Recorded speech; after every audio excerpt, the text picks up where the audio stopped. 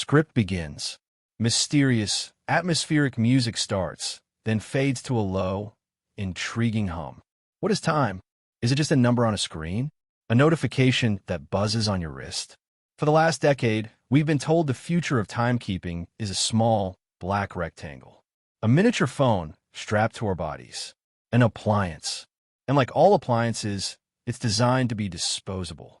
The smartwatch you buy today will be obsolete in 2 years. The battery will fade. The software will slow down. It will end up in a drawer, forgotten. Its value gone. But what if a smartwatch wasn't disposable? What if a company with over 160 years of history, a company whose name is synonymous with the grueling pace of motorsport, with split-second victories at Le Mans, what if that company tried to build a smartwatch? What if they tried to build a soul? This is the story of the TAG Heuer Calibre E5. And this is the $2,000 question. Is it a masterpiece of modern engineering or the most beautiful, expensive mistake in the watch world today? Stick around, because the answer is far more complicated and far more fascinating than you think. Slight pause. Music swells briefly and settles. Let's be honest. When you hear luxury smartwatch, you probably roll your eyes. You think of a first-generation Apple Watch, dipped in gold, obsolete a year later. A gimmick, a cash grab, and you're not wrong to be skeptical. The very idea of luxury is permanence. It's an heirloom. It's a mechanical marvel of gears and springs that will outlive you. The very idea of smart technology is transient. It's a fleeting whisper of code, a disposable chip. These two concepts, luxury and smart, they are fundamentally at war with each other. And right in the middle of that battlefield stands TAG Heuer, a brand that built its reputation on not compromising, a brand that practically invented the sports chronograph. So when they released the 4th generation of their connected watch, the Calibre E5, they aren't just releasing a product. They're making a statement. They're making a bet. A huge, multi-million-dollar gamble that they can fuse the soul of Swiss watchmaking with the brain of Silicon Valley. So do they pull it off? Let's start with the first thing you notice. The feel. Before you ever turn it on, you pick it up. And immediately, you know this isn't a tech gadget. The model most people talk about is forged from grade 2 titanium. It's sandblasted with a deep, matte, almost tactical finish. It's impossibly light, yet feels incredibly dense and strong. It's cold to the touch. It feels permanent. This isn't the recycled aluminum of your everyday wearable. This is aerospace-grade material. Then you look at the bezel. It's not painted metal.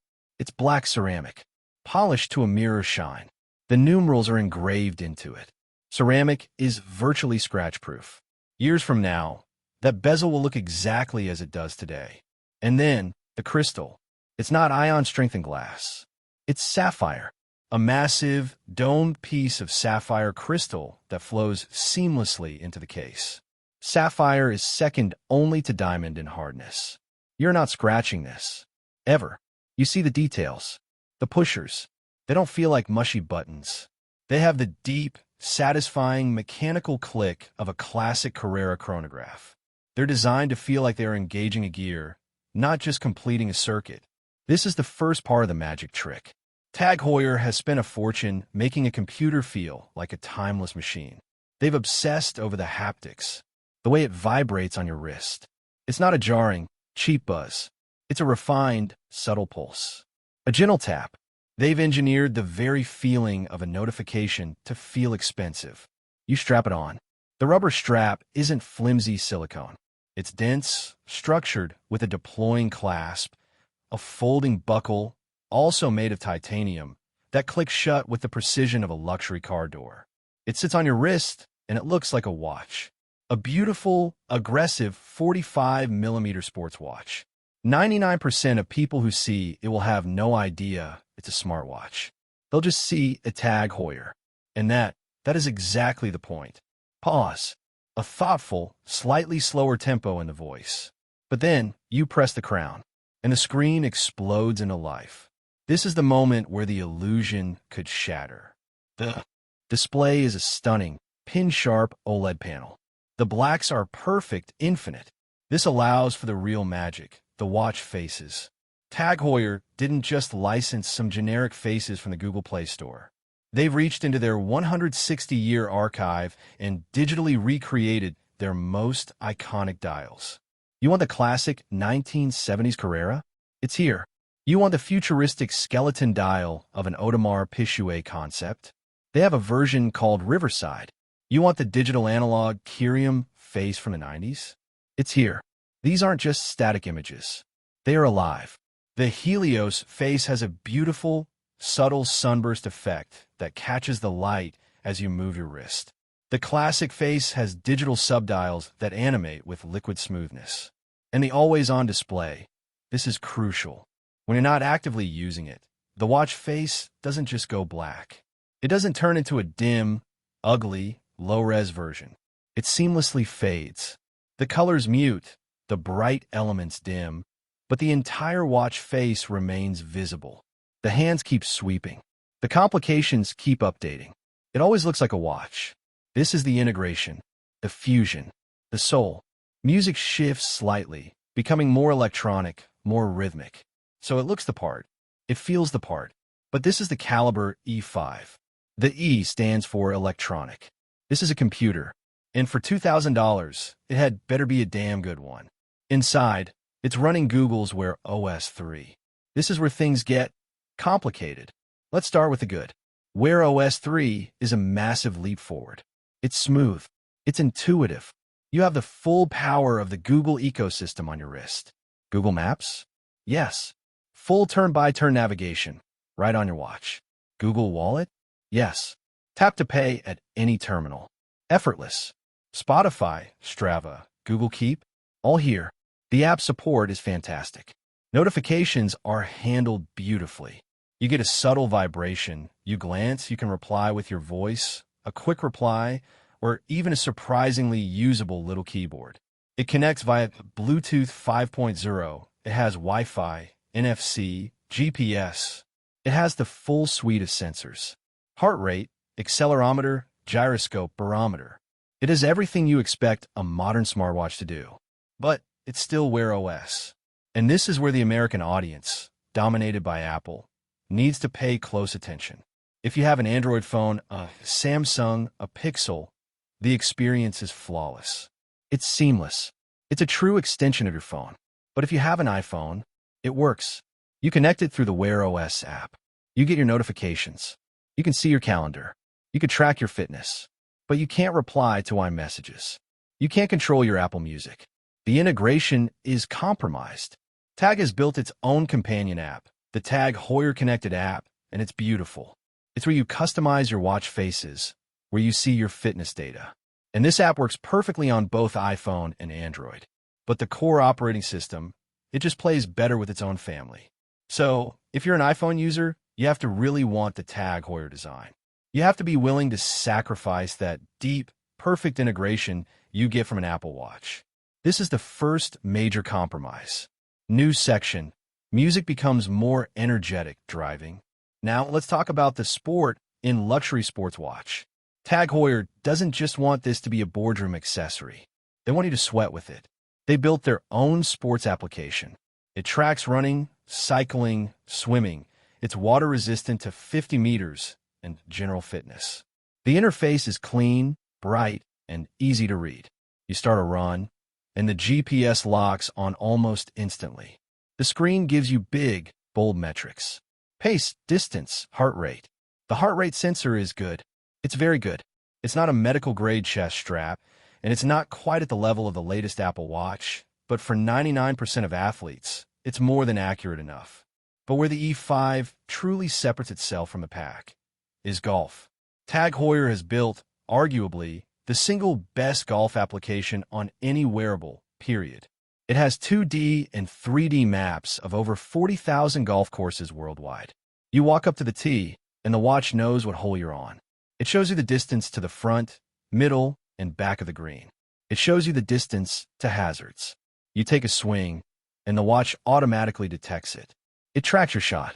You walk to your ball, and it tells you exactly how far you hit it. It keeps your score. It tracks your stats.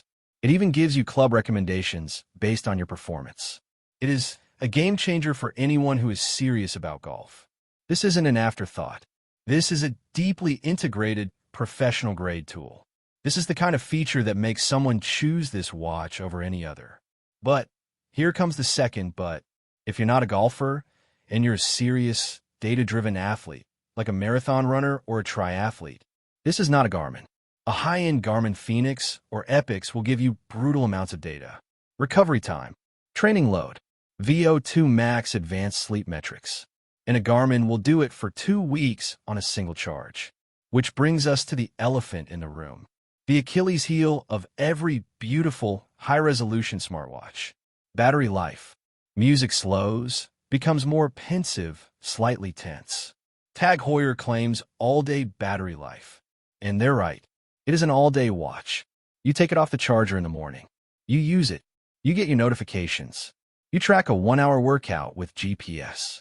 You use the always-on display. By the time you go to bed, you will have about 15 to 20% left. It will not last you 2 days. Not a chance. You must charge this watch every single night. It charges quickly on a very nice magnetic puck. But the habit is mandatory. For someone coming from a Garmin or a Whoop, this is a deal breaker. For someone coming from an Apple Watch, this is normal. But this is the fundamental trade-off of the Calibre E5. You are trading multi-week battery life for a high-resolution, high-fidelity screen that looks like a real watch. A Garmin screen, while functional, looks like a calculator in comparison. The Apple Watch, when it's off, is just a black dead square. The Calibre E5 always looks alive. It always looks beautiful. And that beauty requires power.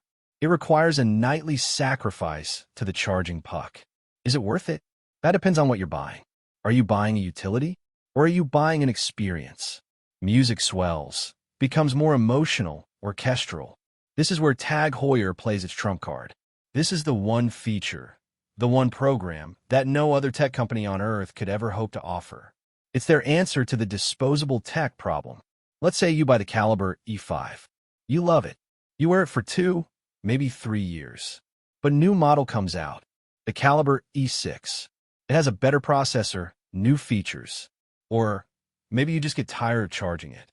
Maybe you start to miss the simple, romantic, ticking permanence of a real watch. You're stuck with a $2,000 paperweight, right? Wrong.